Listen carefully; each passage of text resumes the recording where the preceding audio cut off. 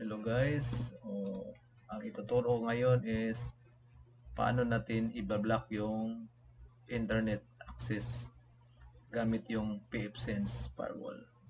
Ang pfSense pala guys, ito yung open source lang to guys. Pwede nyo i-download sa VMware. Sa website, tapos doon nyo ilagay sa yung mga virtual machines like VirtualBox, VMware, or any virtual station guys. So let's start. Login tayo sa admin. Okay.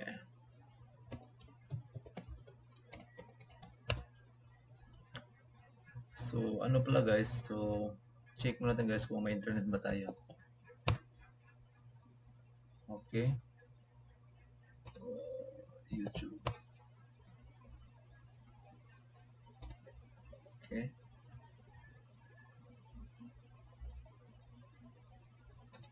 Facebook. I mean, Facebook.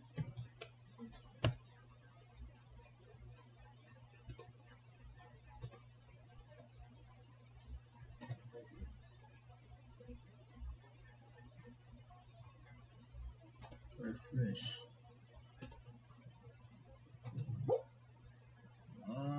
Wala. Wala. Siguro na-lock to guys. Firewall. Copy.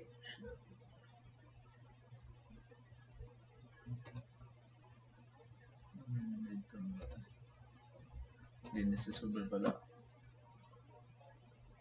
Ito pala. So, delete natin guys. Kasi na-block pala dito.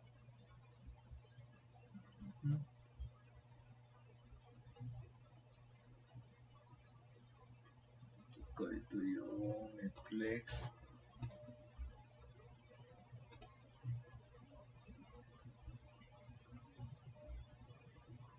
Hintayin lang guys, medyo mahina yung virtual machine ko kasi hindi masyadong mataas yung specs.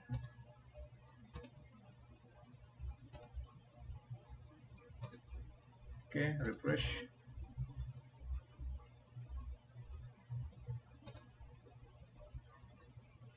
Yun na.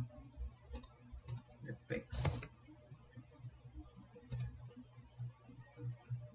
Tapos, yun na, mayroon ng internet.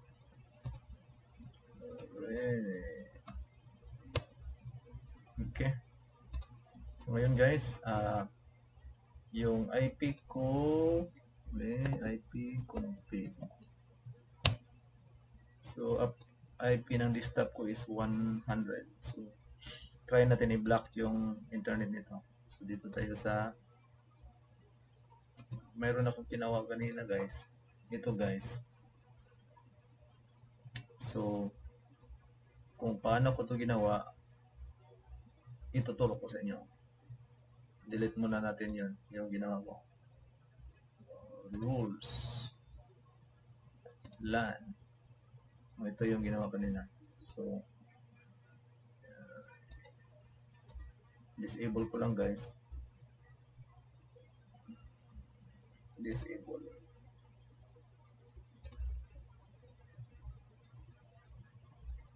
So, sure ko wala na itong internet. Kasi naka-disable na. Wala na yan. Kanina, nakapi, ngayon wala na. So, ano ko na lang, delete ko na lang dito guys. Delete ko na lang ha. Right, delete. Okay, file changes. Dito rin sa aliases. Delete ko na rin para ano tayong bago. Okay. So, lahat na to wala na to internet. By default, walang internet. Wala na talaga. Bing.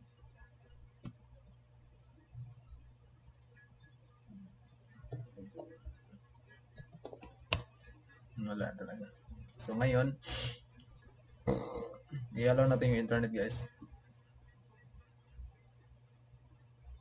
Before that, guys, dito tayo sa aliases. Gawa tayo ng alias. Dito, maggawa tayo ng sample. Whitelist IP. Whitelist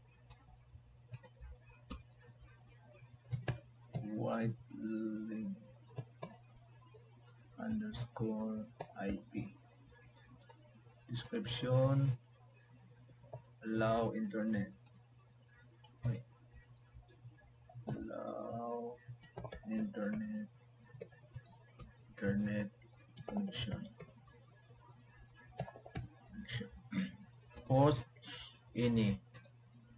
Dito tayo ilalagay yung IP address. IP address ng desktop ko is 192.168 down na to 100. So 192.168. Ito yung kanina. So bm underscore desktop.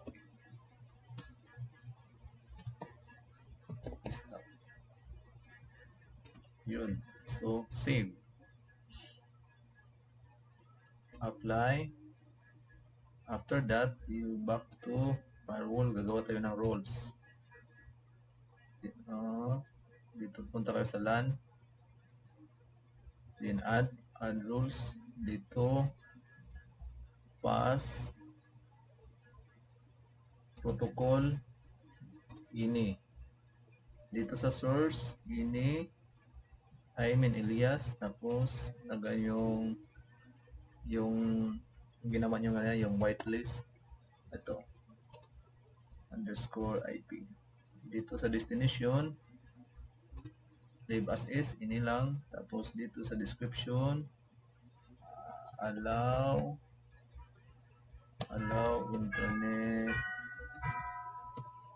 internet connection to BM desktop. Tapos save, apply. So ano guys, mayroon na tayong kumpleto na yung rules natin. Aliases, ito na. Tapos dito sa roles mayroon na. Dito sa LAN, ito yung bagong ginawa natin. So try tayo. Kanina wala yung Google, nag-ping tayo. So review natin ulit. Ayun na. So mayroon na tayong Google. So refresh mo, nag-automatic siya. Another Facebook. So yun lang po ang paggawa ng paano mag-allow ng internet connection ng isang tao, or yun sa workstation yun, labi na yung mostly sa office. Kung gusto nyo mag ng PipSense, so pwede nyo itong gawin.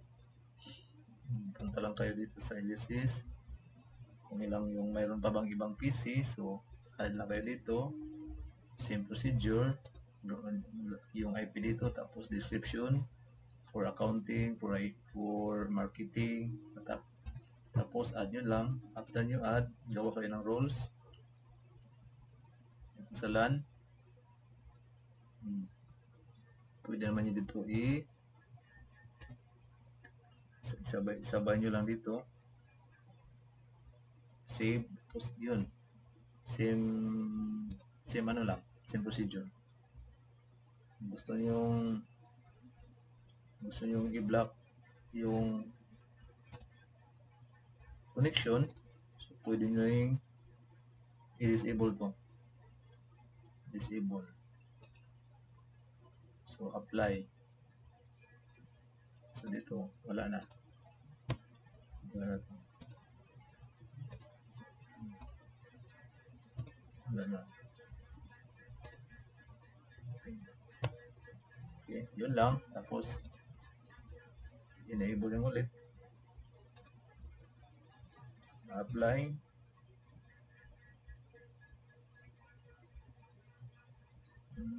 After that, mabalik naman yung internet mo. Ping.